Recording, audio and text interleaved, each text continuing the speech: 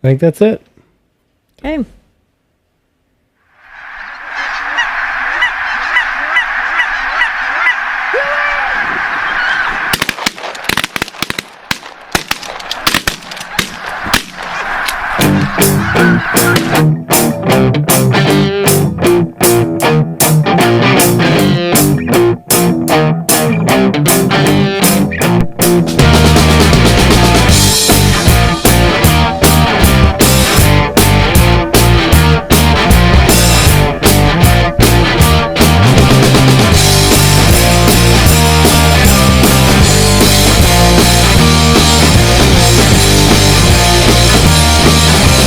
Here we go. 3, 2, 1. All right. It is the annual. Jeff skipped town and said, figure it out. Yep. So, got my lovely wife here. You figured it out. On your 9th anniversary of Eviction Notice Day for Reese, for Reese Andrew. Yep. 9th birthday. My first birthing experience. Oh, what a nightmare. And that's a pretty fun story. And I don't know about fun. Well, the fun part about it is that you just got back from Canada. Mm-hmm. And you were in Canada that year that I had, well, right before I had Reese. I was. You made it home 3 days before I had Reese. And I'll never forget, you were gone. How long were you gone? That second trip, 2 weeks-ish. And so at our weekly doctor's appointments, the doctor knew you were in Canada. And so at the end, they always check you and make sure how everything's going. And I'd go in and he'd check my blood pressure. And I mean, I was healthy the whole pregnancy. And so he'd say, is Andy home from Canada yet? And I'd say, not yet. He'd say, okay, we're not checking you today. See you later. Goodbye. So I think you literally got home the next day. We had a doctor's appointment and I went into labor that day. We went to the movies. Probably got home on like Tuesday or Wednesday. Wednesday, because my appointment was Thursday. Then went into labor. Yep. Cut her close. Real close. But I had faith you'd make it home. yeah, I mean, And then we were... it's just the first child. That's not that important of a thing to witness. Yeah, okay. He'd have been all right. Mm-hmm. With Photoshop now, like, they wouldn't even had to... You don't have to sound insensitive. With Photoshop, like, I could have been there. 100%. You don't... Have you seen the pictures that Lexi did? Of a birth? No. Oh. One day I had to leave early, so I didn't get to stay for the pile pick. I said, just crop me in here. And she did. She did. Like, you can't even tell that I'm not there. There's some things about it that's kind of like, yeah, that might be fake, but overall, it's very good. Well, with so to tell everybody the birthing experience. So that night we went to the movie. Well, we met Michelle first. We met Michelle, had dinner, felt like I was having contractions, and of course told her. Then we went to a movie. Or did we do the movie first? No, we did the movie after because you were having contractions and we needed to see if they were real. Oh, yeah. So we went to the movies. And then you said we went and walked the mall. I didn't remember that. But then we decided, we live an hour and a half from the hospital. So we were like, let's just go ahead and get checked out. So, and I wasn't really in pain yet. They were just coming pretty frequently. So we went to the hospital. They sent us home. Woke up that next morning having them a lot stronger. So at some point that morning, we decided to go back. They told us, no, still not time. You're progressing, but it's not enough yet. Well, I have an aunt that lives there. And so we decided to go to my aunt's house. And I think it was it that day or was it the next day that we went to Aunt Sherry's and I threw up in the neighbor's yard? I don't remember. That's a lot like college.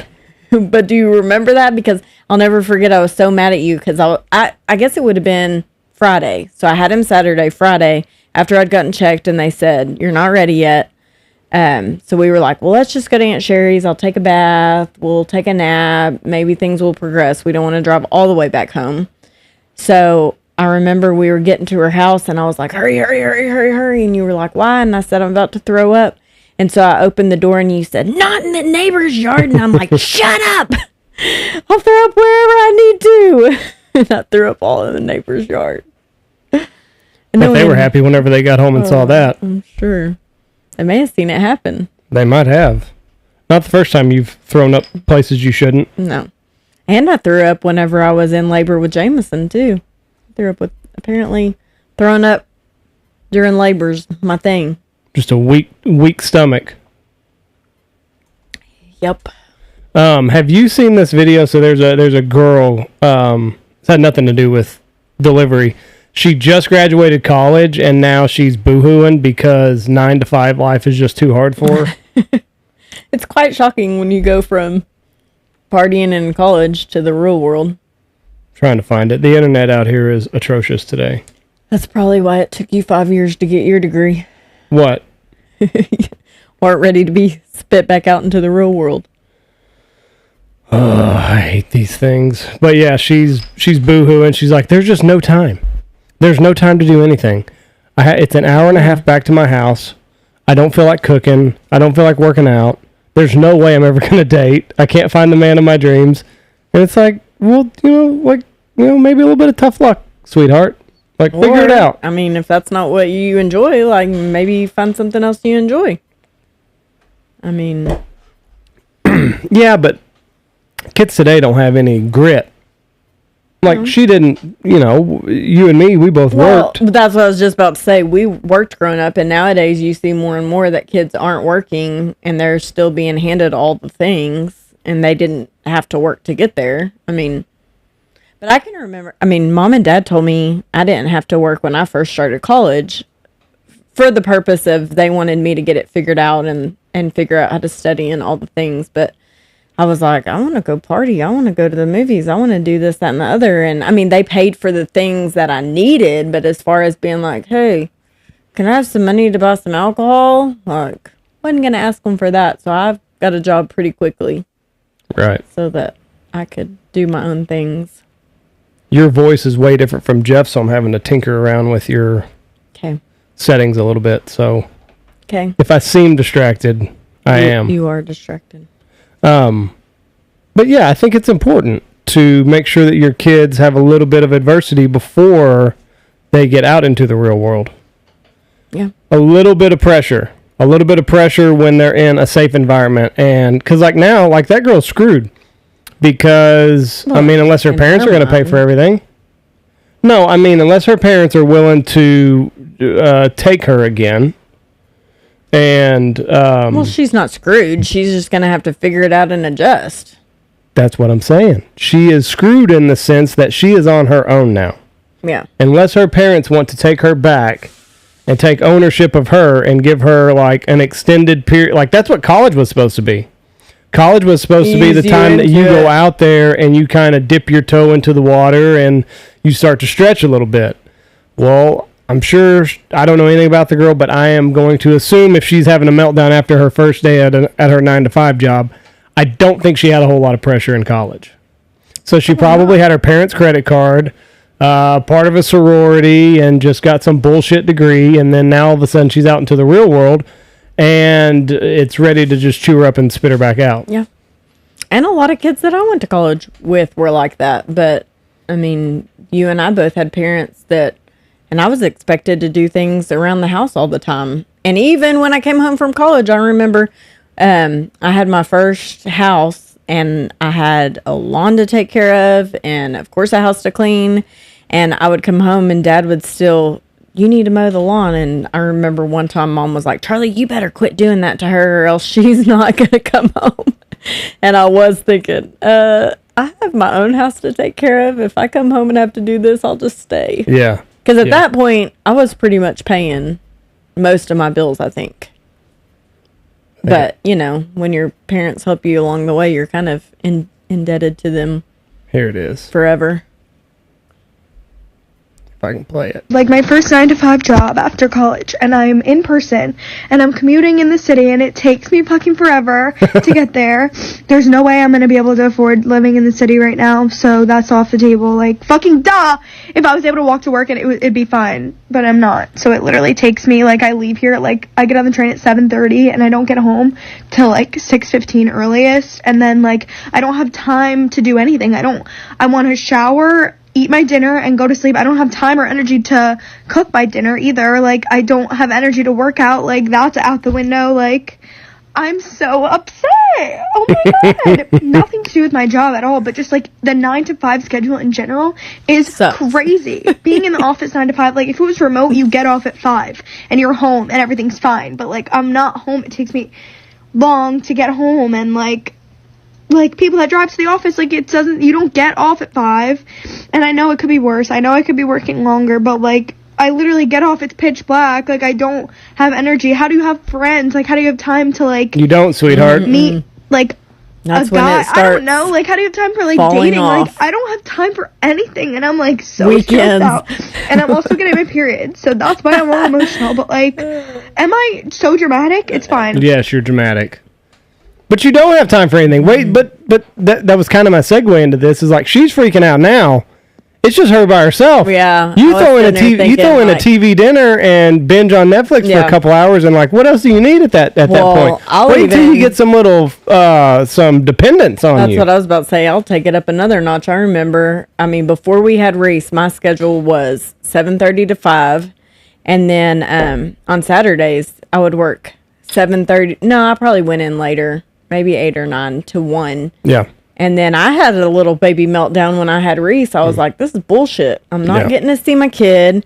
He stayed up all night until he was 1. So I was like, I'm not sleeping all night. And then I have to be like a lot of the times I'd be up at like 5 to feed him. I'd be up for an hour. And then I basically better just stay up because it's time to start getting ready for work. Yeah. So I was like, I'm literally about to die. I'm not seeing my family. I'm not taking care of things. Something's got to give. So, yeah, girl, try 7:30 to 5. Well, she does leave earlier than that. Like she said, her commute. Yeah. So, we've got a 30-second commute here. So, Well, and she is. I mean, she's probably leaving the house at 7:30. Well, I think she said, didn't she? Yeah. Right? She said 7:30. Yeah, she said I know she I'm gets probably on the being bus. so be able to afford living in the city right now, so that's off the table. Like, fucking duh! If I was able to walk to work, and it'd be fine, but I'm not. So it literally takes me. It doesn't matter. But anyway, well, like our cousins, they grew up small town, 30 seconds to get to work, and then moved to the city, and we're like, this is bullcrap. Yeah. Like, we spend 2 hours at least every day just in traffic. I couldn't do that. When we were coming back from this last Canada trip, it was we were in traffic. He's calling you now. In traffic, it's probably 4 o'clock. It's not even 5 o'clock rush hour, and it's bumper to bumper. Like people are trying to beat the rush hour, so they create rush hour. And we're just trying to get into the pickup line. Right? Yeah. That's so our, that we don't have to be just half a block down. Right. An extra 3 minutes. But so we flew out this last time. I think we flew out at like 7:30. So we get there at like 5, and there's already rush hour in the morning. I mean, it's basically all the time. All the time. Because I mean, lunch. Oh, forget about it. You got to eat at your 11 o'clock. Like, I mean, to me, there's no good time anymore. Oh, it was awful. I'd be in such a crabby ass mood. I just don't get why people don't leave the city, especially now. Like you can work remotely, and I know a lot of people are, but if I had to do that every single day, I would. Well, if you grew up in the city, and you know no different. I mean, just like when we were at Tech, we adjusted and the traffic. Lubbock wasn't like that. Well, not like that, but it's still way worse than Knox City. Like even when we go back to Lubbock, it's like, oh my gosh, it takes 45 minutes just to get anywhere, just to get from here to there, and we get a little aggravated. Well, when we lived there, it wasn't a thing, but now, I mean, when you're used to 2 minutes to get all the way across town. I also realize how precious time is now, and I hate wasting it. Exactly. Like when you're young, you got all the time in the world to waste. Yeah. So if you're stuck in traffic, it's like, oh, it's no big deal. I got to get places. Yep. I got to be there. Yep.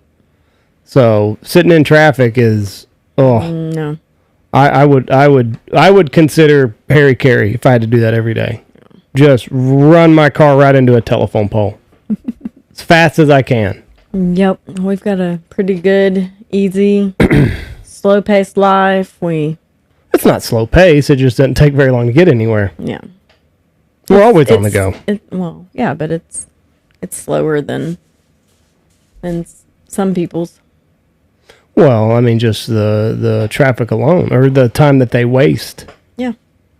Doing other things. Yep. But now we're going to make all these people start flooding in Knox City. Well, not Knox City, but just anywhere. Yeah, small towns. Get out of the big city. Yeah. I mean, it's a cesspool. Yep, we're pretty fortunate. What did you think of everything that's gone on in Israel? You have no idea. Yes, I do. Oh. Me and Mimi watched it. Oh, really? Mm-hmm. What does she say? She's all upset. Why? Well, she wants to know what's been destroyed and, artifacts and history and innocent people getting killed. And, she's sad because this is what her grandchildren are gonna, she said, it makes me really sad that y'all don't get to grow up in the world that I got to grow up in. She said, we stayed gone all day long riding our bikes. And it's safer now than it was back then, too. And that's the thing. Everybody always says things like that, but there was probably kidnappings and stuff then too. You just didn't. It wasn't as publicized. I mean, no, there's way more. It's not even a debate. Yeah, crime has gone down precipitously, I think is the word. I just saw a video on this the other day. If you look at I think the worst time, I think the most violent time, was. You could be abducted at any time whenever she was a kid, and nobody knew any better. Right. And you probably didn't have a chance to find your kid. You ready? I mean, we live in a time where if a bus drives into a crowd of protesters, kills 10 people, that's world headlines for a day. It's national headlines for a week. It's local headlines for a month. Between 1939 and 1945, 1,000 humans were killed per hour. Of every hour between 1939 and 1945. That doesn't happen today. Yes, we have war, we have conflict, people are dying. It's not like that. Not like that. It is not like that. Not long before that, there was another world war, plus a pandemic on top of it that ultimately killed more people than the world war did. Wow. So less people are dying. Yes. We have more people and fewer people are dying and fewer people are living in poverty. We live in sort of safer times than ever before, even if it doesn't feel that way. For the last 30 years, they've asked people, are you safer this year than you were last year? No. It's more dangerous. For 27 out of 30 years, people have said it's more dangerous than the previous year. In those years, the crime rate has dropped precipitously the entire time. So they're slanging fear. That's what sells evening news. That's what I was going to say. That's the problem is I don't want to let my kid go ride around town because we know about other people being abducted. Like back then, they didn't really know about that. And I don't know if anybody that's ever been abducted in our town. In our town, but remember that time I told you that story when I was a little kid? No. Me and Megan and my cousins were swimming in the backyard, and I saw this man peeking around the bushes. And I was a little kid. It wasn't like I was a teenager. Somebody was checking me out. We were little kids swimming in the backyard, and this guy in a hat was peeking around our bushes. And I was like, "Hey, Dad!" And he took off and running, and we were like, that is not Dad. And so Megan ran after him, and he ran across the field. I mean, we don't know who he was. Obviously, he wasn't supposed to be there. Well, you did have some creepy neighbors. They didn't run to their house. Why would you do that? Neighbor. Why would you do that? That'd be a dead giveaway. It was a man, and at that time, that guy was probably, we were kids, so he was probably in junior high. He was a man. If you are peeking in your neighborhood, you don't run to your house and everybody knows who's peeking. Because then you tell your parents, hey, crazy Bob down the street is looking in our bush. We saw him go in his house. Now it's a confrontation. Well, I felt like we we saw his face too. It wasn't anyone that You we didn't knew. recognize him? Yeah. We were like, that's not Dad. What field did he run? The one behind? Like where Dean and Danielle lived. Oh, he ran Like way. he started running that way, and Megan took off after him. Oh. And I ran in the house and told Mom, and then Mom started freaking out because she was like, "What Now all if of a sudden- what if he ends up turning around and snatching Megan?" Pretty easy to do. Yeah. But I think now, I mean, obviously, what's going on in Israel is way different. It doesn't pertain to this, but a lot of the older people would have you believe that things are terrible now, and we do have our share of problems. But as far as like safety goes, you're way safer now than you were back in the 70s. Yeah. Jeff and I have argued about this all the time. He doesn't believe it for whatever reason, but the data's out there. And as far as like, I mean, this is nothing new that's going on over there. Like they've been fighting this way for centuries. Yeah. You know, everybody thinks that it's their holy land. So, I mean, it hasn't always been a consistent fight. I mean, on and off. Yeah, but I mean, they're always going back and forth with each other. Yeah. It's just what it is. There's too many religions that think that that's their holy land. Yep. Do you think that the Bible will ever change? What do you mean by that? I mean, so I read recently that they found a book, and I can't remember what book it is, but they found it, and they're going through the vetting process to see whether or not it is legit. Mm-hmm. Do you think that there's ever a time where they'll find something and be like, oh yeah, this needs to go in? No. You don't think so? No. You think it's been the Bible for too long and they're like, we're not going to monkey with it? Yep. Really? Yep. What if it was like earth-shattering, like penned by Jesus himself? And what proof are they going to have of that? I don't know. Like, what proof do they have of any of it? I mean, they did at some point. I mean, far enough back they did. I mean, and then it kept carrying on. But now, if it's just discovered, whoever was attached to it, like, is long been dead. Yeah, what now? I mean, most of the Bible, especially the Old Testament, was just oral tradition that was passed on. It wasn't written for a long time. It was just stories that were brought down. Yay or nay? Scientists have found a hidden chapter of the Bible text written more than 1,500 years ago. They uncovered the scripture after applying ultraviolet light to a manuscript about ancient Christian stories and hymns housed at the Vatican Library. The page features chapters 11 through 12 from Matthew, providing more detail than today's standard gospel. The man who made the discovery says the gospel text found in the reused manuscript contains the so-called Syriac translation of the Gospels. I had a customer that was written in April. I had a customer. They, I guess last week they were going on it wasn't a mission trip, but they like the whole church had kind of gotten together and they were going to go. They were calling it a Holy Land trip. And they were all going, and she said luckily she had bought travel insurance, but she said travel insurance was still kind of like trying to balk at the situation because... That's going on over there now? Well, them canceling because of what's going on over there. Yeah, because she said like in the fine print it said like terroristic attack of where you're going to, and she said like it hadn't actually happened in the town that they were staying at. Still, like it was 30 minutes away. It's open season over 30 there. minutes away from where they were staying. She was like, are you kidding me? Could you imagine? Like, you would have to feel like such a scumbag if like you were like, oh no, you can't get out of this, and then they go and then something bad happens to them. Yeah. You'd have to feel like a scumbag. Yeah. Did they get out of it? I mean, she felt they canceled anyways. She just had to figure out if she was getting her money back. But, I mean, they've got to give them their money back. There's no way. But I'm sure because of all this, I mean, that's happening left and right. People are canceling? Yeah. But think about all the people that pay for insurance. Think of all the money that they've made on people that didn't use it. Unused insurance policies. I mean, we never buy insurance. Mm-mm. But somebody posted the other day that there's an insurance policy basically like you pay for a whole year for travel insurance, and it's not that expensive. So basically, if Covers you travel, all of your trips? Yep, all your trips. So I've been thinking, like, now that we travel more and more, we ought to do something like that to cover a whole year. I'm for not traveling at all. Jesse, don't listen to what we just. That was only in America where it's safer today. Too bad. It's a crime-ridden cesspool everywhere else. Too bad. You're traveling, and you'll like it. You got the cartel in Mexico. You can't go anywhere now. I don't know why you would want to go anywhere now. Like we've made at home so good. The TVs are great.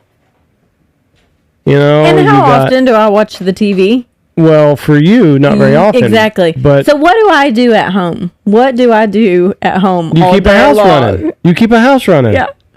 Yes. Yes. What have I been doing all morning? Listen, you don't want to sound like that girl on Twitter. No, I'm just telling you. Okay. Vacation where Juan's bringing me making all my drinks, nachos by the pool. Don't be racist about it. All right, you don't know his name's Juan. Okay, what were? Do you remember what our guys' names were at St. Lucia? I don't have any idea. I can't remember. Jared. No. Jared the butler. Nuh-uh. Ollie, hush. No. Garvin's the butler. Oh yeah. Yeah, Garvin. So okay. I can have Garvin blow up my floaties, have me a piece of chocolate cake whenever we come back from swimming all day. A nice bubble bath. He did that too. Who's doing that for me at my house? I'll run you a bubble. If it keeps me from being a part of a terroristic plot, then. Have you felt unsafe any of the places we've gone so far? No, but it's coming. I have. Where? Guess where that was? Where? In the United States. Oh yeah, L.A. That's a terrible place. That's probably the only place I can think of that was pretty bad. So you really don't think that, like, if they vet that this could go, like, because they said part of it is Matthew, you don't think that they could tack on a couple extra chapters to Matthew or something? No. Why not? I don't understand why not. Then what are they going to do? Pull all the Bibles that they have on the shelves right now? They're going to pull all of those out? They do reprints all the time. You know how many Bibles? The number one selling book in the world. Exactly. You would just have to have a little asterisk by it. I don't see why we would limit it. I don't know. You asked my opinion, and that's what I told you. But I don't. I'm trying to wrap my head around your opinion. Because, like, if you get something that is earth-shattering and furthers the message, I don't know why you would want to keep that out of there. I don't know. So you say, no, it is the way it is, and we're done with it. That's what I think. That's boring. Well. Do you think that there are more books out there that could have gone into the Bible? I don't know. I've never... Should have maybe gone into the Bible. I don't know. I didn't go to ministry school. Monastery. Yeah, monastery. I was thinking ministry and... Yeah. You were close. Yeah. And I think it's maybe you're right. I don't know. I think it's monastery school. I don't know. I just think that if you found something that really, really, like, drove a point home, that you would want it out there for everybody to read. There's a who's the one that's going to decide? That's the other thing. You would have to have a committee, just like the people that put the Bible together like it is today. I think it was the Constantinople, I think, is what it was. You know who'd love to talk to you about this? Who? Mimi. Why? Because she loves this kind of stuff. What? Just, she would love to talk to you about that. She's much more knowledgeable than I am. I think it was, what was it? Let's see what it was. She would probably know that too. Councils of Carthage. It was something else. I know it was. Council of Nicaea. That's the one I was thinking of. What was I thinking? Oh, Constantinople. I think he was the guy that ran Rome whenever they put it together. I think he put together the Council of Nicaea in 325 CE, which I think is AD now. I don't think that they say... I don't know what CE is. Emperor Constantinople and the church authorities banned problematic books that didn't conform. That's the Da Vinci Code. Is what that's talking about. I heard Jameson a minute ago. Is Tony in there or something? Mm-hmm. Okay. I didn't know if Jameson needed us. No, he'll come in and tell you whenever he needs you. But anyway, I don't know. I just think that it could be updated maybe. I think you ought to know me by now. I'm one of those people that kind of just takes it as it comes. I think my head is too full of all of my daily tasks that... The first, how did the Bible, what books made the cut and what did not? First was authorship, whether it was believed to have been written by apostle, by Paul, or by someone close to them. Mark, for example, was an apostle, but an interpreter for Peter. The second was criterion. The second criterion was antiquity, the older texts taking priority over newer ones. The third was orthodoxy, or how well the text conformed to the current Christian teachings. So, that's how they got that together. I don't know. That whole thing is super interesting to me, for whatever reason. Like, men put it together. A holy book, but a group of people were the ones that put it together.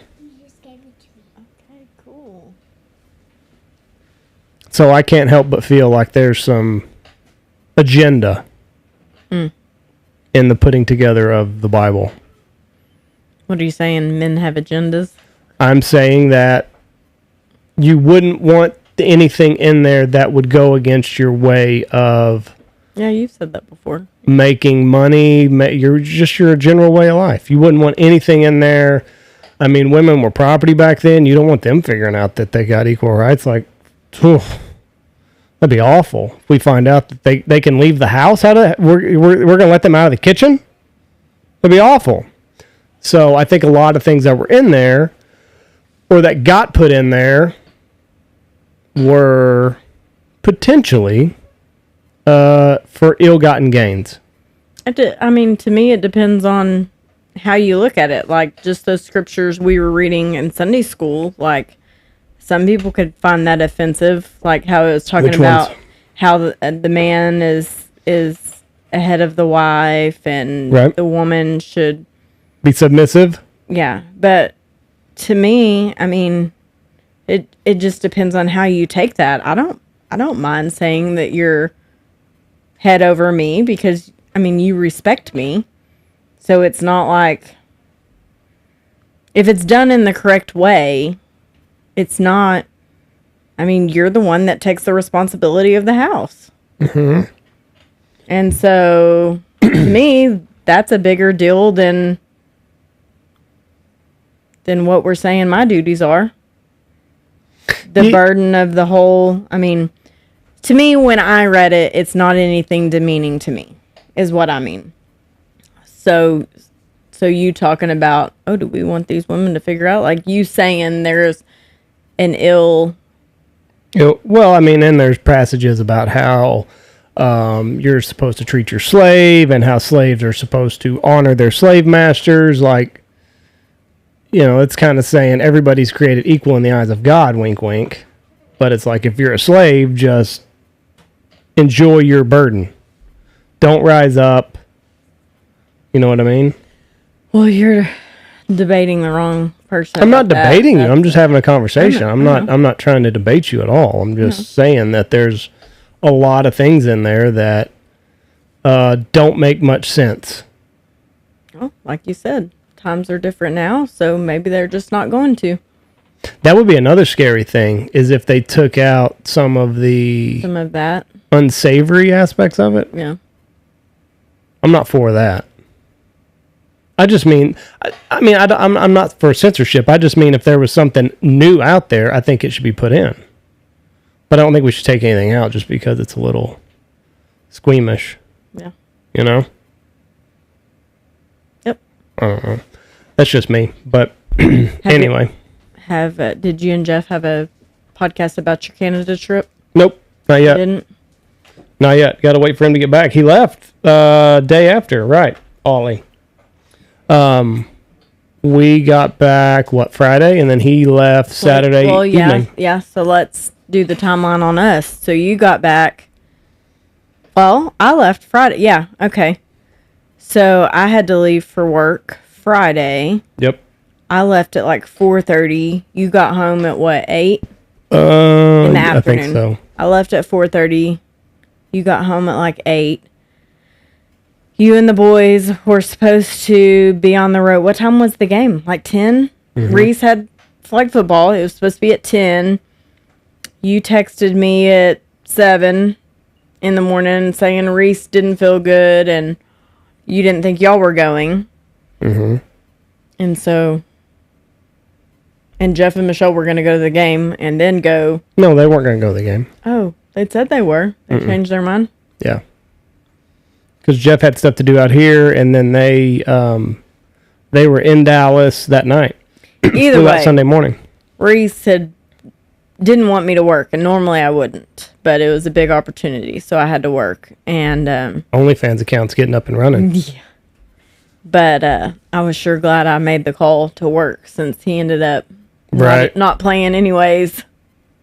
He told me he hoped I made $1 million.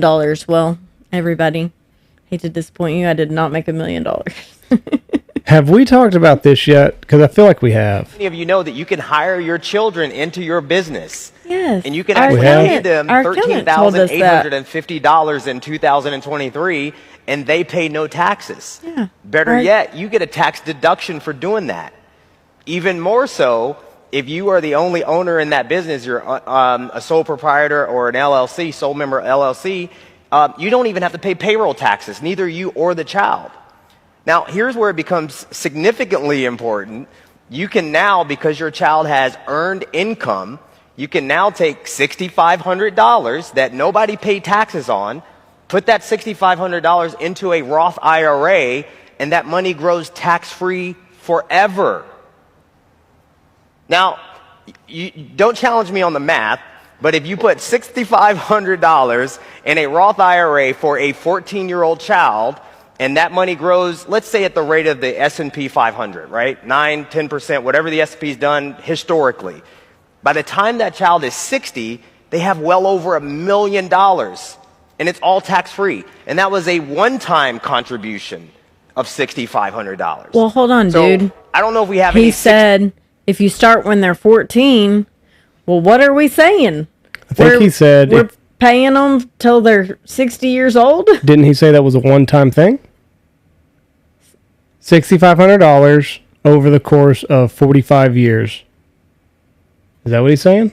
No, I figured he meant like every year. Every year? You pay them $6,500. Well, like, what's your math, dude? Like, are you paying them till they're 18? So is that for 4 years? Are you paying them till they're 30? Now, part of that, though, is... I mean, 100%, because our investments, like, show you the trend. Right. And, no, that's not going to be $1 million if you do it one time. I wouldn't think so either, but... It's not going to be. But, like, what have we decided with that? That's not going to work for us just because you have to pay them... No, I mean, I think Jason told us, like, that, I mean, they need to be older. But I thought that there was some wacky tax thing. Or maybe maybe that was if we set up a Roth IRA for them. You have to, like, pay them. Yeah. Pay them quarterly or something like that. Or you'd have to have them on salary. But if you're paying them $13,500 a year, then theoretically you would have them on salary. I don't know. I know he said that it wasn't what we needed to do right now. The rich people have it figured out. Like, they know how to screw the loopholes. They know how to screw the government. I'm not smart enough to. Like, I'm all for not paying taxes, but they know how to not pay taxes the legal way. Yeah. You know what I mean? Like, they're don't want to pay it. Well, let's hire somebody to figure out how to get around this loophole. That's like the UFC's doing away with their drug testing agency. Well, a lot of people are like, well, like, if you've got money, you can pass a drug test no matter what. Really? Yeah, like you hire somebody that knows, like steroids, I mean. If you've got enough money, you can hire a team that you can take steroids and they can tell you when the best time to come off of them is. And you'll never get popped for a drug test. Oh, gosh. So, like, basically all it does... They're doing it anyways. Basically all it does is... Catch the dumb people. Well, not that. It catches the poor people. Yeah. It disproportionately affects people that are just starting out in that sport because they don't have a team that can tell them, okay, this is safe to take then, and you need to come off of this so many weeks before the test. And so that's the thing with the rich, like you hire a good team. And what I tell you when we were watching the Johnny Depp trial, I said, I mean, all like they had their workers come up and witness. Did you hear that fight? Did you hear anybody get hit? Are you kidding me? Like, they're really going to lose their $3 million job over saying that he hit her or she hit him or whatever? Like, no, absolutely not. Yeah, but she had money too. She could have paid these people. She could have paid them to say whatever. They were his workers. They were his workers. Well, she should have paid them. Well, you think that they're going to take a one-time bribe over a job for their life? No. I mean, on both sides of it. Like, her people can lie, his people can lie. You do think she took a dump on his pillow, though? Oh, yeah. You do? Yeah. What did she blame the dog? Yes. No. No, she... That right there is grounds alone. Absolutely. Like, they were in an argument and a dog happened to poop on your pillow that night. No. You definitely pooped on his pillow. But that's... I mean, I don't trust any famous, rich people because... I mean, just like I've told you, there was a guy that I knew that called and would tell the cops when he was speeding. And he was a person with money and power. And guess what? They looked the other way whenever he was coming through town. So, yeah, money can buy a lot of things. But she's crazy. And he is too. No, she's more crazy. No, I thought he was crazy too. But they both shouldn't have been together. Crazy. No, they were both equally crazy. No, they didn't need to be together. It's a wonder that nobody died in that. I guess Britney Spears just wrote a autobiography. Oh my goodness, a book, memoir. No, yeah. She tells all. Ooh, I kind of want to read that. See why she's so messed up. She tells everything. She talks about. So it's going to be a bestseller just because of that. Because we're all trying to figure out. It's all over. It's all over TikTok right now. We're all trying to figure out why she's so messed up. It's all over. Like half of, I don't know how I get the girly algorithm on TikTok, but apparently you're looking at girls all the time. I guess I get like the teenage chick TikTok feed. So was there anything?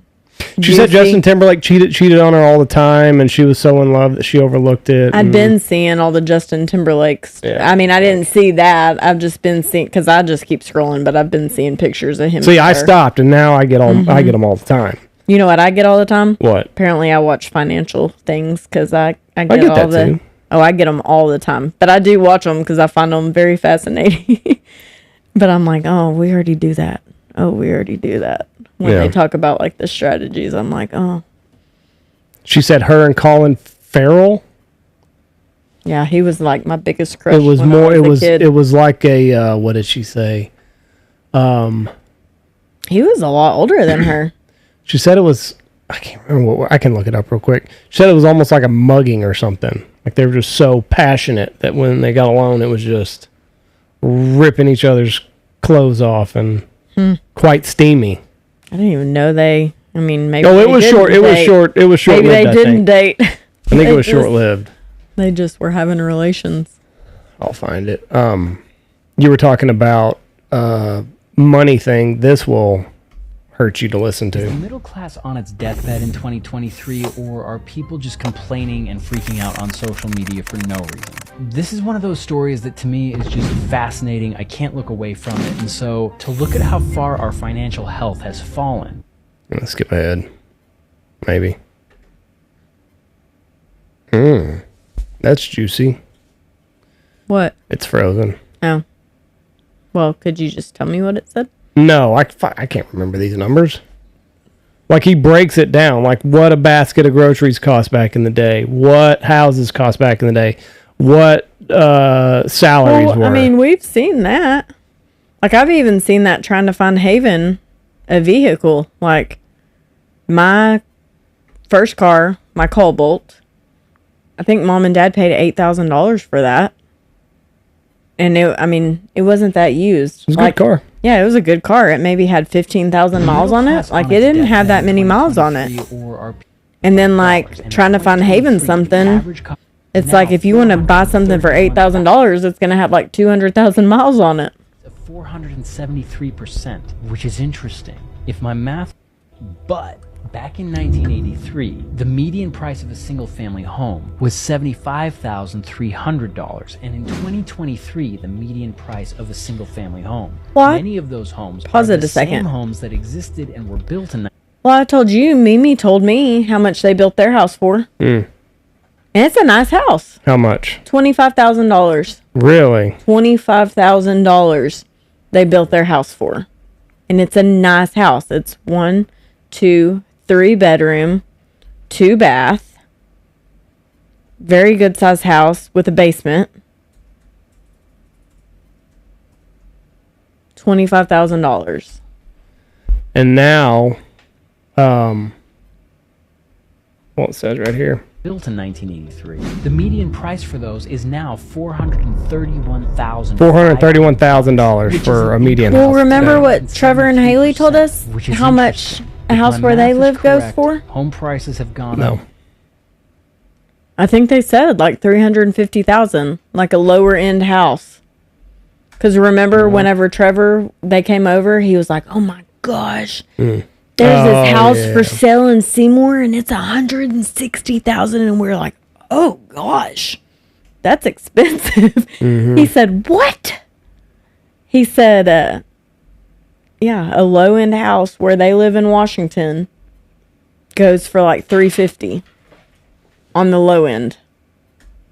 People's ability to earn. But it doesn't stop there, because in 1983 the average price of a new car was $9,175, and in 2023 the average cost of a brand new car in the United States is $48,000. Well, you got to figure too, they have more technology in the cars now too. Like, Well, that's why they're going up, because they're more bells and whistles. I'm not debating any of that, but you're doing it on a median income of $76,000. Right. Well, just like Christy told us, she said back whenever she graduated college, like you start off making this amount and you paid this much for college. She's like, now you start off making this amount and you paid this much for college. Like, it's not the income's not shifting enough. I kind of hope the boys don't go to school. Yeah, I do. Because it's just... There can be so many opportunities for them and not have to pay for college. Well, and it's an indoctrination anymore. Yeah. Like, you go there to basically get brainwashed for 4 years. Yeah. I agree. You take... And it wasn't that way when I was there. I got my basics out of the way at a smaller school, and then I went to tech just to basically get my major. But I don't really... I guess there was a class where it kind of felt like indoctrination. I had a black professor, and she was trying to tell me how... it was about affirmative action. Do you know what affirmative action is? It's where you have to... Basically, you have to have so many minorities. Mm-hmm. You have to give them a job, whether they're qualified for it or not. It's kind of how I felt last night when I was watching Southern Charm. On the surface, it seems like a really, really good idea because it's, you're going to get a group of minorities who might not even get an interview, right? And now you're bringing them to the table.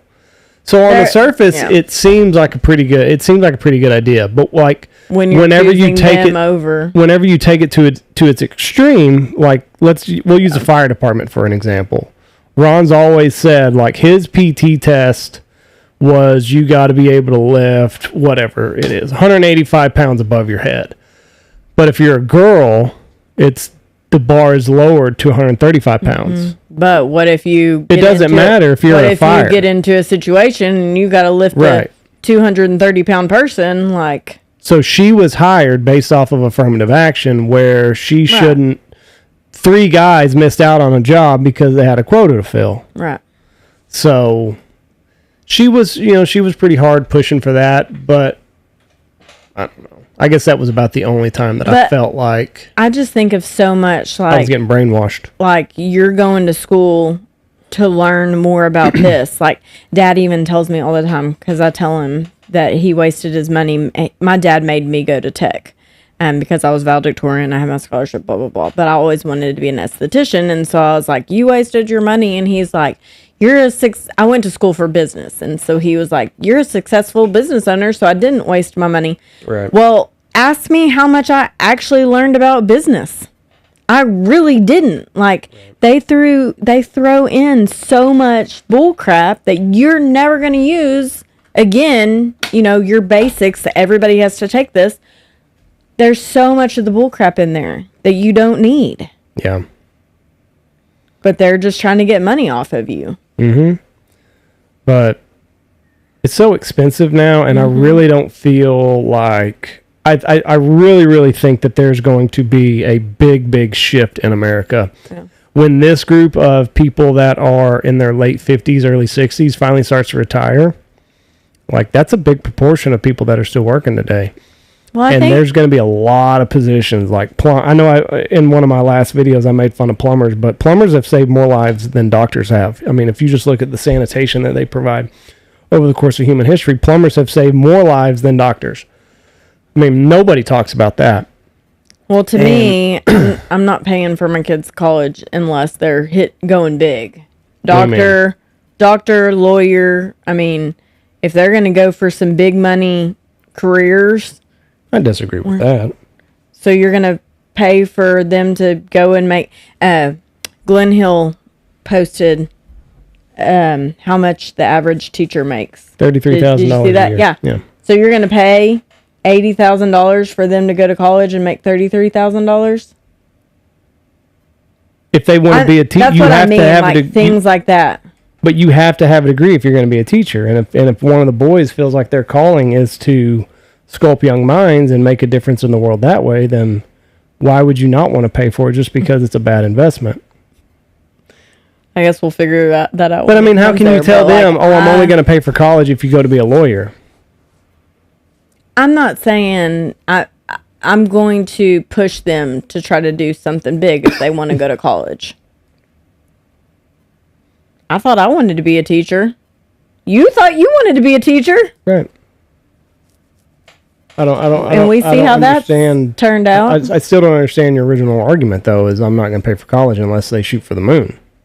Just like you said, if your investment's not, if the investment's not, if you're not going to get out of it, they feel like they're bettering their life by going to attend this school. Well, we'll figure that out when we get there, but I'm not first off for it.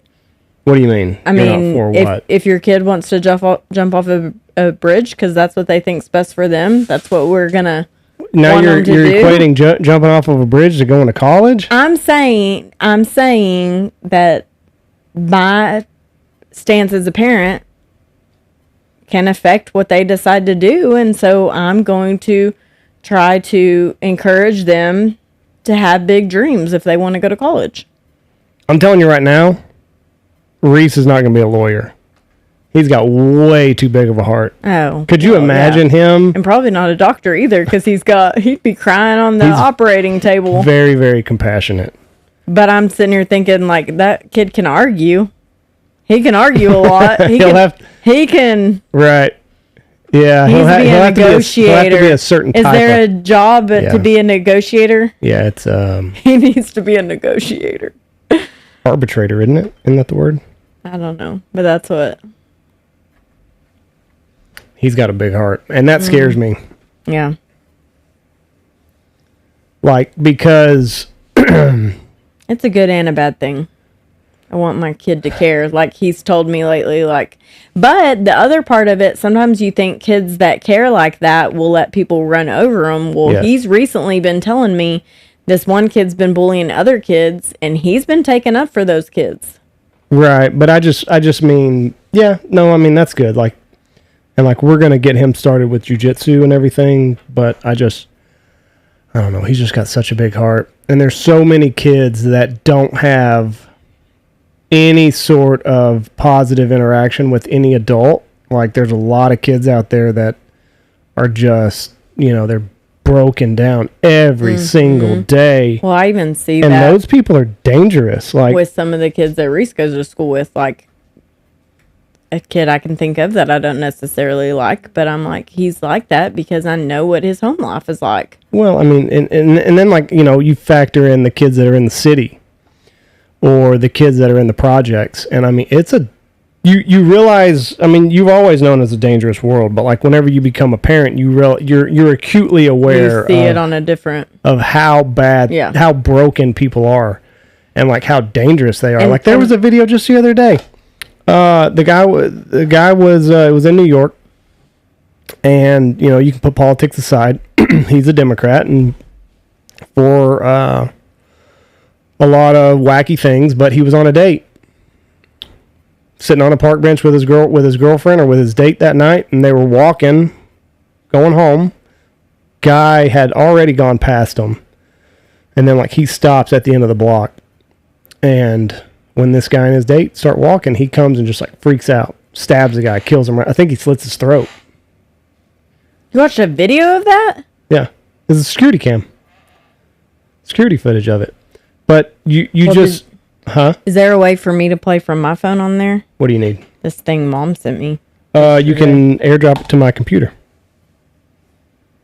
Let's see. This one's scary. You got to airdrop it. Okay, well, it was on Instagram, so here, airdrop it. But I don't have it saved on my phone. Let me see it.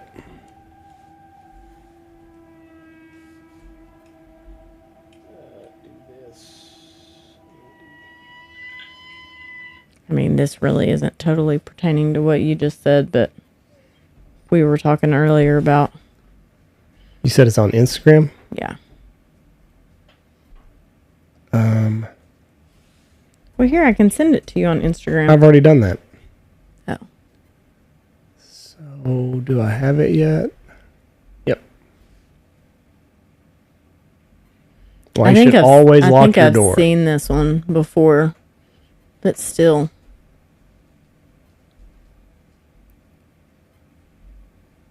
So he rang the doorbell? Be aware of your surroundings. No, this is like basically showing it and then rewinding it.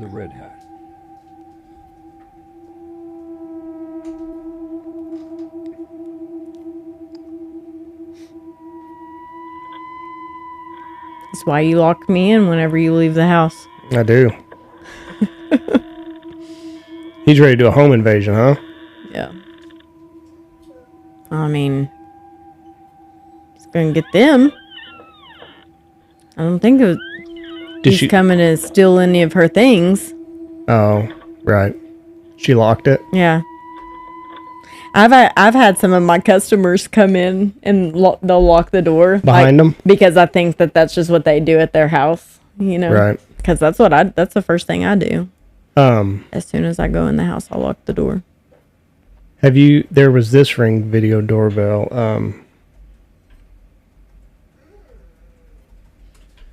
This one was really, really creepy if I can find the one. Which like now it's like spooky season, so like that's all you see now. While you're looking, I'm going to go use the bathroom. All right, I'll find it. We'll take a break. Okay. And we're back. Okay, so this guy's in Vegas. Oh, What? I've seen this. Yeah? Are you sure? Who are you? Hey, I just had a couple questions. I just wanted to ask you about the TV show. Yeah, can you hear me? What I'm looking for is for the girl that's in the house to come out here Because I'm going to rape her and kill her. You have her open the door? I'm going to rape and kill the girl that's on the other side of this door when she lets me in. Fuck that. I want to rape her and kill her because I have a knife and a gun. Yeah, and I'm going to knock on her door again. That's creepy. Isn't that her husband that's answering it too? And he's not there. Yeah. Threatening the woman. You know how helpless? Could you imagine how that would feel for the husband? Especially in Vegas. Like, it's going to be 10 minutes before the cops get there, probably. Yeah. So it's like, just pray to God he doesn't go hammering on the door. Or pray to God you have a gun in the house and you've called your wife and said... Maybe they don't. But that's what I'm saying. Pray that you do. Because if you don't, you better get you a kitchen knife and... be prepared. I've seen those. It's Halloween season. It's can you survive a Michael Myers attack? Because they're always walking. Yeah. So you're like, how can you not outrun them? But like they showed it, and like people that are running, and like they do a Michael Myers pace behind them, and most of the time he gets them. What? Yes. Yeah. How? They just. Seriously, like they run to the door and like he's walking and you're like, there's no way. Like you could just outrun Michael Myers. Now, my next thing is like... Oh, you mean like getting to somebody's house and trying to get in? Is that what you're talking about? Like in the video that like they were testing, the guy always got to the people before they got in the house. Oh, okay. I thought you meant like running across a field. Like...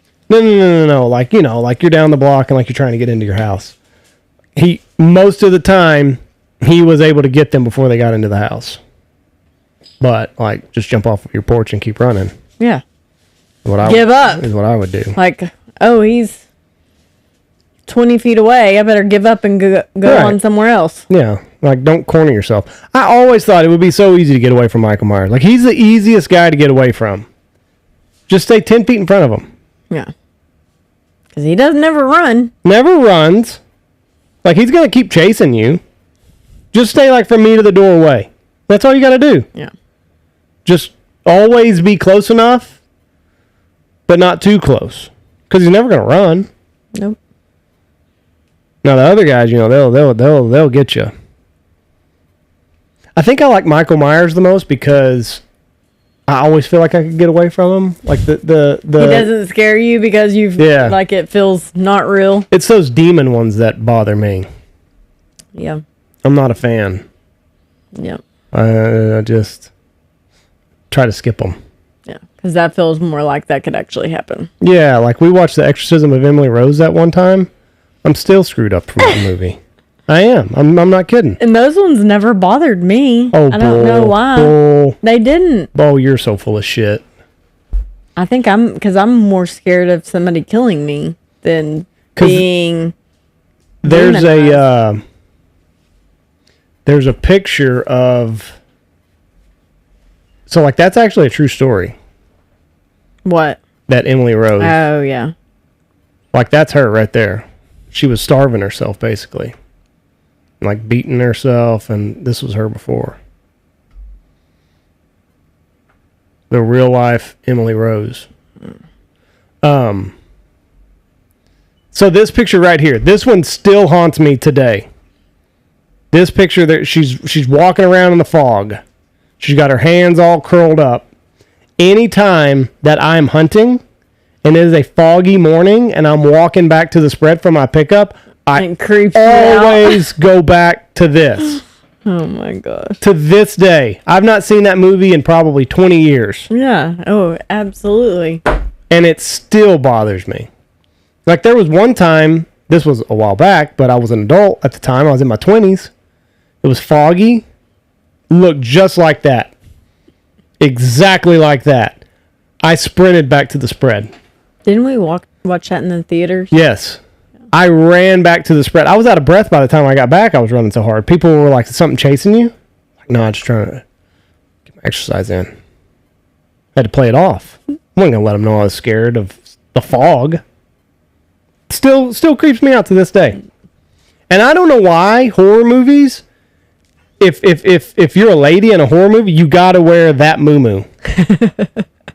Think about it. Every scary movie that we watch. Well, when there's something psycho. No, not everyone. When it's like the hot virgin. No, they're not wearing that. No. But Every demon movie, they're wearing that.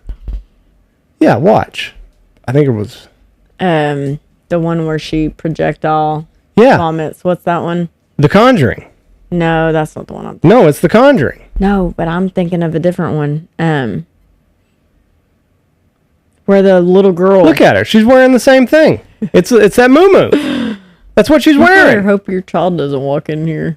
That one also freaked me out. Did you watch The Conjuring? I don't think I watched The Conjuring. Ooh, boy, be glad you didn't. What's the one with the little girl?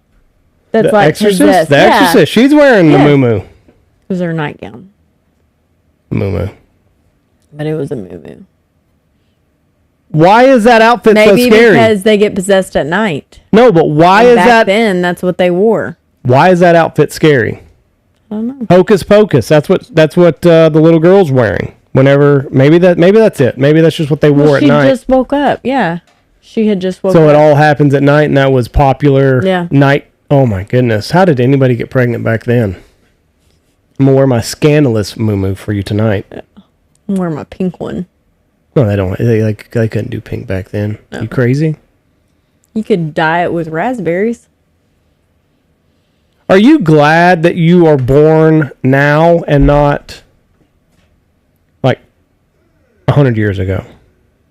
When is the time in history where you're like, I wish I could have lived through that? Oh, back when they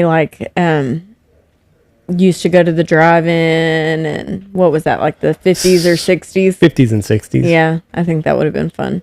You think so? Yeah.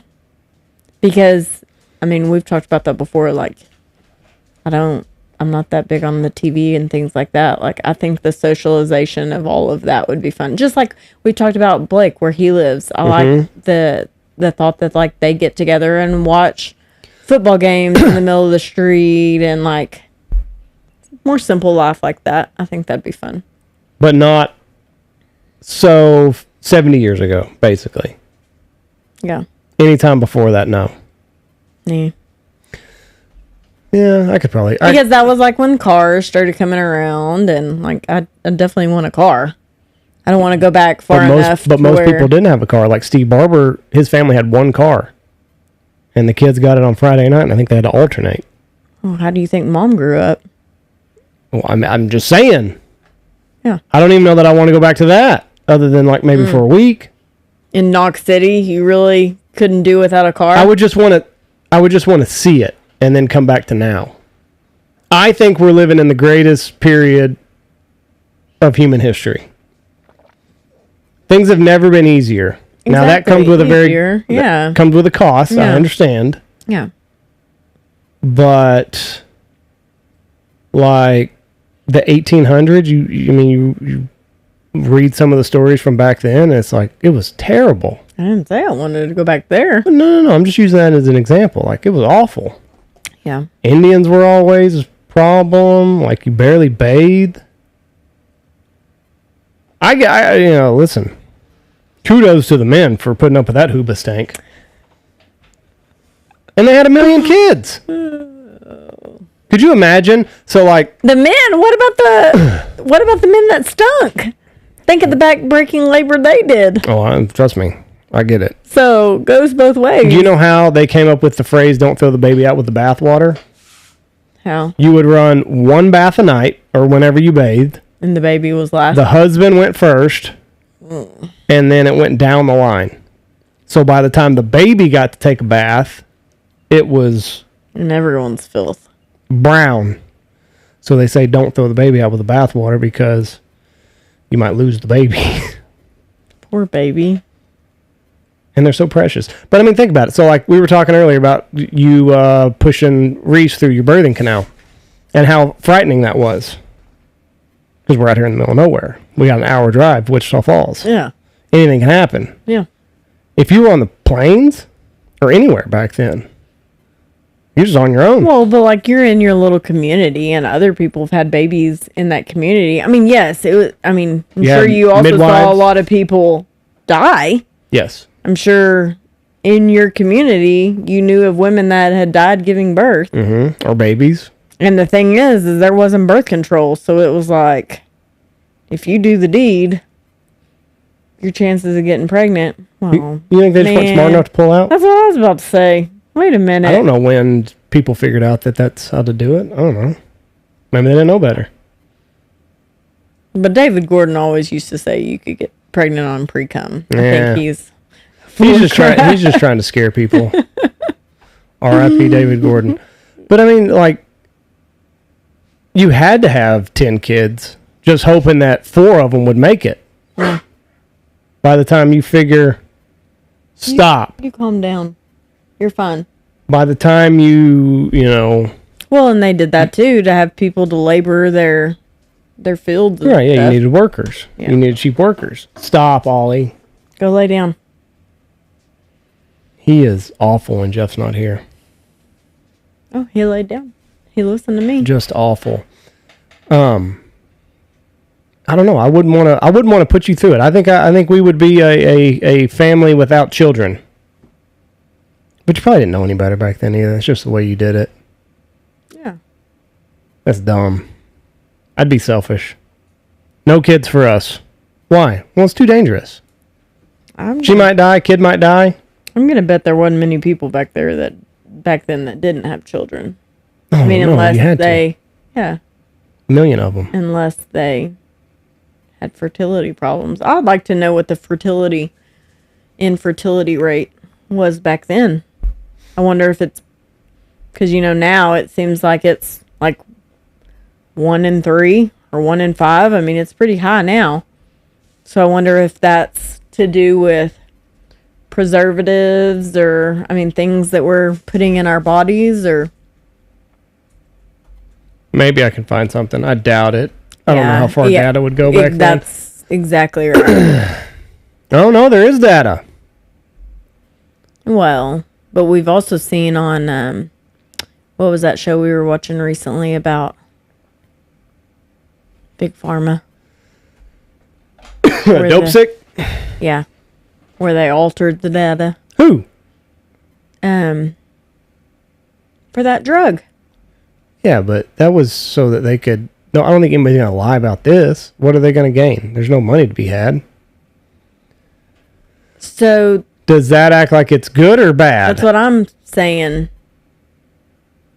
Oh, no, it's fertility rate, not infertility. So, okay. So people are more infertile now. Yeah. The fertility rate of a country is the average number of children that women from the country have. Actually, I think that's the number of kids. That's what I was about to say. That's not what that's saying at all. That's saying people used to have 7 kids, and now people are having 2 kids. Right. It did, however, rise to over 2 children between 1995 and 2010, although it is expected to drop again by 2020. So this is old data to just 1.78. So that is not at all what I was looking for. That's how many people had kids, or how many kids the average couple had. People had 7 kids back in the 1800s. You had to. Let's see. And it started going down. Right around then. 3. Let's see. About That's crazy that it plummets in the 1940s to just over 2. Well, when was Depression? The Great Depression. Right there. Yeah, there you go. People were being responsible. They were like, I can't afford to feed more than this, so here's where we stop. There's a really, really sad don't show me. Picture of a mom. No, you don't have to show me. Selling her kids. Yeah, you don't have to show me that. Like on the front stoop. Just because she knew they'd be better taken care of. Yeah, well, I don't know about better. I just said I didn't have to see it. Well, you can see it. 4 children for sale. Inquire within. I wonder if that's a fake photo. That looks like a fake photo, doesn't it? Probably. Everybody says it's real, but I don't know. I just think now kids were definitely tougher. Yeah, it says the sad story of the children for sale. 4 children for sale. But I do want our kids to be able to handle whatever's coming next. Yeah. And I don't know if it's just the doomsday, because, like we were talking about earlier, like fear sells. The fear is what makes the news cycle go round. Well, but yeah, and it's interesting, and they're going to read about it. A lot of people really think that. Here's the deal. One day, I don't know what day it is, but if you just go with the averages, one day, America is not going to be what it is today. It's going to revert back. We're going to have a collapse of some sort. Now, it might be in our lifetime. It might be in our great-great-grandchildren's lifetime. But one day, it's going to happen. And if it is in our kids' lifetimes, we have to do everything that we can to make sure that they are going to be able to weather the storm, is what I'm trying to say. What do you mean? Like, what's going to fail? Like, being able to buy food in a grocery store? Yeah, everything. Everything's going to collapse. There's not been a single dynasty that has not collapsed. Well, ever. They're going to learn to hunt from you. Well, and they're going to learn to garden from Nana and Pa. I mean, it just you just got to be a savage when that happens, unfortunately. And that's where I worry about Reese, just because he's got that big heart. Yeah. Jameson, not so much. Jameson, a knife you. He's got the heart. Oh, he's got the fire too. He's got I don't know how he does it, but he's already got like street smarts. Somehow. Reese is just kind of oblivious. Yeah. Jameson got that dog in him. Mm-hmm. I don't know. Anyway, it's been almost an hour and a half. We got to do a pick 'em yet. We got to call Jeff, and then we got to get Reese. You're not going to do a pick 'em with me. Yes. No. I haven't even watched a football game. Well, don't tell these people that. Oh, my gosh. Don't worry, I'll coach you. It's the whole reason that you're out here right now. Oh, not for this part of it? For this and the pick 'em. Okay. So we got to do that, and then we got to go get Reese. You'd be better off letting Jameson do the pick 'em. No, you'll be fine. He can come help me. There was something else I was going to bring up, and I can't remember what it was. Anything else funny about your memories of me birthing Reese? I still don't think that the pain you feel is worse than getting kicked in the nuts. Oh, what a jerk. Well, I've never got kicked in the nuts and been like, I can't wait to do that again. Yeah, because you didn't have anything good come out of it. So. You said it did take you a while to figure out you want to have another kid. Oh, yeah. I told Mom, I was like, do you ever want to do that again? Or do you just have to do it? And she said, you just have to do it. Was it worse than what you were expecting? Like, you've seen all the rom-com movies. Well, you asked me today, like, which was better, Reese or Jameson. I'm probably just going to say Jameson just because it was so much quicker. Because Reese, I was miserable for 3 days. And leading up to it. Yes. Right. And so, which I'm totally, because of that, against induction. I wasn't induced, but things happened. He threw me in, my doctor threw me into labor. Right. I was not ready. And so because of that, I was miserable for 3 days. And so with Jameson, and that's a fun story. Jameson's named after Ron. And Ron was always at our house. And he was at our house the night I went into labor with Jameson. Andy and him were doing a project. And then I had cooked supper. And so we were sitting at the supper table. And me and Andy are counting contractions. And I'm like kicking him. And he's timing them. And Ron was like, what's going on over there?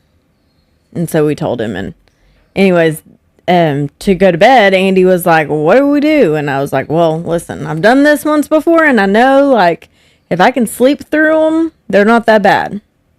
So I went to sleep and woke up at... I don't remember. I think I woke up at 3. All I know is I was tired of counting contractions. Yeah. No, that was Reese that we were counting contractions all night. With Jameson, I think I woke up at, like, 3. And then I think we got on the road at 6. And I remember you called Steve Barber. And y'all were like just chit-chatting. What am I supposed to do? And when you're in pain, and it kind of like when you're working out. And you don't want anybody else to be happy? No, like kind of like when I'm working out and Jameson like wants to talk to me. I'm like, don't talk to me. I'm working out and I'm in pain. Like, don't talk to me. And y'all are just over there. Oh, what are you doing? Up having coffee. And he's like, I'm having coffee. What are y'all doing? Oh, Jesse's in labor. We're headed to the hospital. And I'm like, get off the phone. Well, that's ugly. You don't want to be rude to Steve. He's old. What if he dies? And then, but the drugs worked with Reese and they didn't with Jameson. And so with Reese, everyone came in the room and like hung out for a while. And then with Jameson, I remember they all came in there and I'm like, I'm mad. I'm like, what is everybody doing in here? I'm hurting. My epidural didn't work. And Jeff's like, oh, what's wrong with you? Mm-hmm. What's wrong with you? He said that to me. What's wrong with you? I'm like, the hell do you mean what's wrong with me? What's wrong with me? I'm about to push a baby out. What do you mean what's wrong with me? And praise Jesus, because like I was thinking my husband over there might pick up on the vibe and kick everybody out. Mm-mm. You did not. Mm-mm. And my mom was like, no, my mom. No, my mom said. It was just them in there. No, everybody was in there. I don't remember that. Jeff, your mom, my mom, and my dad. And my mom finally said, I think we all should leave. And I was like, thank you, God. Get these people out of here. This fly's about to drive me insane. Yeah, it's been on your head the whole time. Probably because his hat stinks. Probably. And then Jameson came out. We couldn't even post the pictures of that. What do you mean? He was bruised in the face. No, I did. I posted pictures like a and you Martian. were like, mother's love. You were like, yeah, you probably should take that down. Poor kid. He grew out of it, but my goodness, he was not good looking. I had right him then. so fast. He was purple from birthing trauma. Not good. So Jeff made me seem like a little shallow, saying that how did he put it? You were talking about working out. Yeah. What did he tell you? He told me, he was like, I'm disappointed in your husband. And I was like, what? And he said, if you ever gained, I don't remember how much he said, 30 pounds, he's kicking you to the curb. And I was like, good. We kind of have that mutual feeling of each other. Hold each other accountable. Yeah. I'm like, it's one thing like to marry someone the way they are. Mm-hmm. And then that change. I mean, I agree. Like, we hold each other accountable and we both have that mutual feeling. So you would be okay if I told you you're getting a little... Absolutely. A little plump. I've always told you, like, when people say, when their wife's like, does this make me look fat or does this look bad or whatever, like... Because somebody's going to be talking about it if you wear it out. Yeah. And people are like, oh, that's a trap. Don't you ever tell your wife that? And I'm like, no. I'm asking you that because I want to know the truth. Like, it's not that I think I look fat. It's that I think I might look fat in that. Because if you go out wearing that, people are going to see and then people are going to talk about you. Exactly. Did you see what she was wearing? She's way too big to be wearing something like that. So you're doing your wife a favor by telling her she looks fat in that. That's how I am in my house. Now, maybe not all women feel that way. I just don't think you should ask a question if you don't want the answer. Exactly. No, you shouldn't. Right? Exactly. Last thing before we get off here. Bigfoot or no Bigfoot? No Bigfoot. Not at all. Whoa. No Bigfoot. This was spotted on a train in Colorado. No Bigfoot. This was spotted. They're on a train. I feel like it would take a lot to pull if that was a prank. How? What do you How mean? would that take a lot? To know, like, okay, we're going to be going by here. That looks like pants. We're going to be going by here at such and such time. That looked like pants. So yes, that person could be like, oh, this train runs every day from this to this time. Oh, so you think this person is just screwing with people on the train? Yes. Why else did he just sit there? Like, here, let me walk a little. That looks like pants. That's his butt. That's a shadow. That looks like pants. No, that's not real. Okay. But you're still saying, like, definitely no Bigfoot. Definitely no Bigfoot. But why are you saying that? Because somebody would have for sure caught it by now. Like, we would know it was a for sure thing by now. Part of me says yes, because of how good trail cams are now. You know what I mean? Yeah. So the woods are filled now, too. I mean, people's hunting grounds are filled with trail cams. But there's so much of the woods that humans don't go to. Humans wouldn't have a camera. So, I don't know. I think it's possible that a Bigfoot could be out there in a place that nobody goes to. You're not yes or no either. I'm not a hard no. I'm not definitely no. I think that there's a lot of I think there's a lot of credible people that have experienced things that they can't quite wrap their head around. Here's the thing. If there's a Bigfoot, it's not just one. There's a Bigfoot species. Well, there was a long time ago. It was Gigantopithecus. Okay, so I mean, our whole lives we've heard about a maybe Bigfoot. So like, he should be dead by now. No. And shouldn't people have seen bones and stuff? Well, I mean, we bury our dead if they're human-like. Well, Okay. I mean, they found dinosaur bones buried. Hold on. How many times, which this wouldn't really apply to you, but how many times have you just been out in the woods and found a deer carcass? I turkey hunt a lot. I'm up and down and through the woods a lot. I've never found a deer carcass, I don't think. And they die. And then things eat them, and then they scatter the bones, and I mean, you see a pile of bones after a while. Even cows. Like, I see way more cow carcasses than I ever do like a deer carcass. Yeah.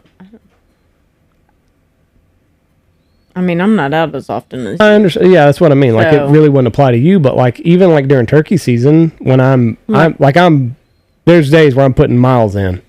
I never just stumble across the random deer carcass. You know what I mean? So, and if they are somewhat intelligent, maybe they bury their dead. Maybe they have a ceremony like we do. So how are people finding dinosaur bones, but they're not? Riverbanks and stuff like that. You got to figure when the dinosaurs, a lot of them were covered up. So they get exposed through these things. I guess. I don't know. This was a big dinosaur area. Did you know that? Mm-mm. Found a lot of dinosaur bones, like from here north. Oh, well, yeah, there's a museum in Seymour. I took the kids to. Yeah. So definitely no Bigfoot. Definitely no Bigfoot. 100%. 100%.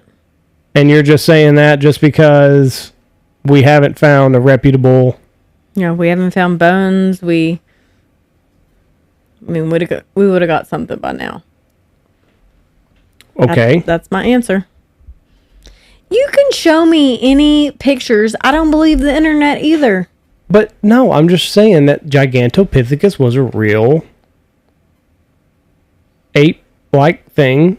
Yeah, it looks like an ape. Well, I mean, that's what Bigfoot's going to be. That's what Harry and the Hendersons was. We don't have apes here.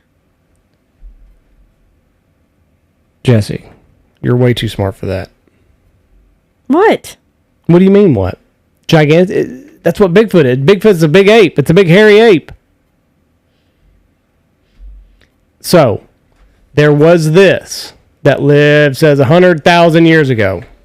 Maybe some made it. Maybe what? Maybe some of the Gigantopithecus made it.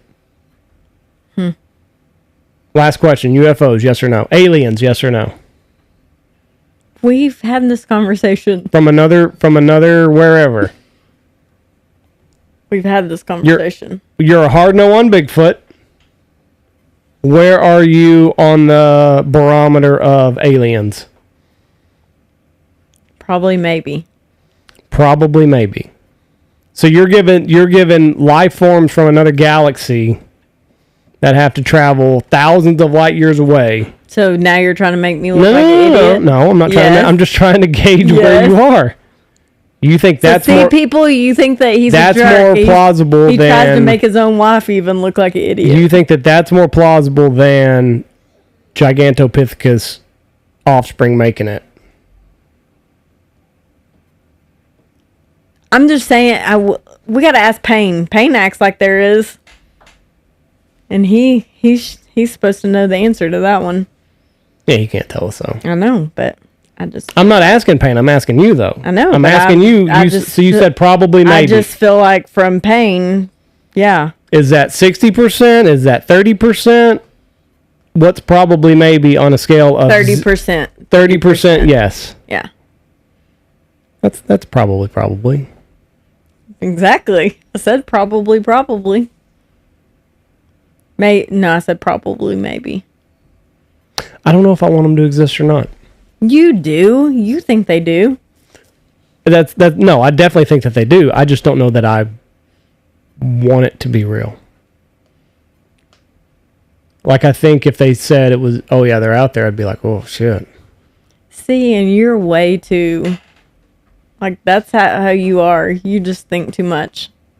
And I'm just one of those that's going to worry about it when I have to worry about it. Worry about it when you're getting probed. Yep. Teach his own, I guess. I mean, what, am I going to do something to change it, to stop it, I mean... Nothing you can do. So I'm going to worry about what I've got going on in my family and making birthday cakes and making sure you've got laundry and... Stay in your lane is what you're going to do. I'm staying in my lane. I'm taking care of my things. There you go. Until I have a reason to do otherwise. Okay. Fair enough. Fair enough answer. Yep. Are you ready for hunting season? Ish. It's going to be weird this year. Why would you be ready for hunting season? You're supposed to say no. Oh. What do you mean, ish? Why would you be ready for it? I enjoy it in a way. But this year's going to be weird. I don't know if I'm ready for it or not. I'm not going to know like anybody. And I've noticed the older that I get, like, used to, like, well, and maybe part of that was working out at the lodge too. Like, I actually had connections with people. And now it's like, I'm the mom. Yep. Like, nobody bothers with me. You'll know everybody. I'm just Who are you mom. not going to know? Well, just Josh and Blake. We've got like a whole new crew. No. Yeah, we do. Josh Moore's going to be here next week. Logan's going to be here next week. Oh. Lexi's going to be here next week, and that's all that's coming for a while. Blake will be here after a while. We got a new pheasant guide and a new helper. Happy will be here next week. But I mean, even still some of them, like, I'm not close with, like back in the day when we didn't have kids, like, those were like our family. Right. I mean, they all came over every night. We watched TV together. Like, so the older that we get, it's like, and I mean, I have kids, so. Right. I'm just the mom, except for with Blake and Josh. But everybody else, like, and like we've talked about before, it's almost like those younger ones, like, don't really, like, try to get into our group. Like, they kind of form their own little group. Yeah. But I mean, kind of a tough group to get in at. I mean, we had our group when Blake came in. Yeah, but we weren't as busy then either. We were able to take in more people into our lives because we didn't have kids. Yeah.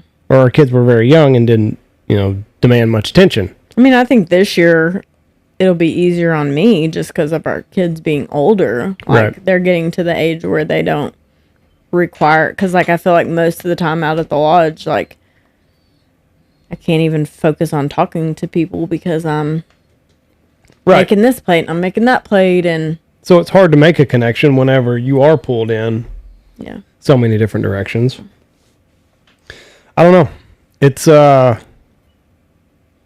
weird thing because, like, it's like a time warp. Like, you look up and it's February. Yeah. Well, because even think about our summer. Yeah. We've been so busy, and I've been the busiest this year at my job than ever, and still trying to juggle all of my daily things. So I don't know. I'm ready for it, but then again, I've enjoyed the off season. I used to not enjoy the off season. Like it was always like, okay, we just got to get to November, or even September. Like once dove season got here, like it was no big deal. But yeah, and I'm still that way with September and October. But it's like once that 7 days a week, 3:15 wake up call comes, it's like, ooh, you better buckle your chin strap. And it's weird to say, and I've even told you this, like even as long as I've been in it, I'm still figuring out what works for me. Mm-hmm. And what's still, because just like I told you last year, I said, people, and I am lucky that I get to see you every day. But the problem is whenever I see you, I'm with everyone else too. Mm-hmm. So we all know that with your significant other, you have conversations with each other that you're not going to have in front of other people. Right. Well, I'm that way about everything. Like I like anything that has to do with my personal life, I don't want any of it. Yeah, we don't do that. Like even about like it could just be something about like the kids or something. Yeah. You like shut it down. It's not something. Reese did this at school today or had this happen. It's like I don't a lot of times I don't even want that brought up out here because I don't want everybody else's opinion. Right. Like I just want to make our own. Well, I just want to have a conversation with you about whatever happened, and I don't need. Oh well, what happened? Yeah. What? He got poor baby, or this, that, or the other. Like, right. Let us who know the actual situation, or just he spilled his spaghetti on him. Like I don't want to hear everybody's opinion on that. Right. Just like whatever. Like let's move on. You know what I mean? It's like I don't want 8 different people commenting on something. So it can be something just as small as that. Yeah. But I'm kind of that way with everything. Yeah. Well, we're comfortable together. And we have our way and we have our rhythm and, we have similar views and, I'm just private. Yeah. I just don't need the extra noise. Well, not necessarily just private, just comfortable in your own thoughts and inputs. And so that part to me gets very hard because then when you get home, like, I don't want to bother you with stuff because it's time to XYZ, like get our kids bathed into bed and then you're snoring. Mm-hmm. So you're a very good hunter's wife. Thank you. Just take care of it, and even though I already had one meltdown before it even started, take care of it, and we'll pick this back up in February. Yeah, we do a good job, but been doing it a long time. You knew what you were getting. Yeah. Well, I had a cousin who went through that, and I'm like, I kind of had sympathy for the girl because I was like, you say that you know what you're getting into, but you don't truly know. Not until you're in it. You don't know until you're in it. And I still have my emotional struggles every single year. Well, you do a good job. So thank you. You get to do it all over again this year. You're just telling me that because you want to keep doing it. All right, we do have to get off here because we got to do that pick 'em, and then otherwise we pick up our birthday boy. Not gonna make it to pick up Reese. Thank you everybody for listening. Jeff will be back next week. We will have 3 brand new episodes next week. We have Asher Tolliver on from Dive Bomb. We have Marty Brooks. He just recently did a big concert with Oliver Anthony, and then we got a couple. We'll recap our Canada trips, and then we got a couple other guests already lined up for the week after that. So hunting season is here. It is going to open up for us here in Texas next week, and it's going to be 7 days a week of just go, go, go.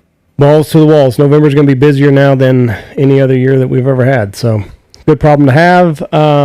If you need anything, you can message me. If you're looking for a hunt, call the office, message Jeff. And we appreciate everybody for listening. And have a great and safe Halloween if we don't talk to you before then. Bye-bye.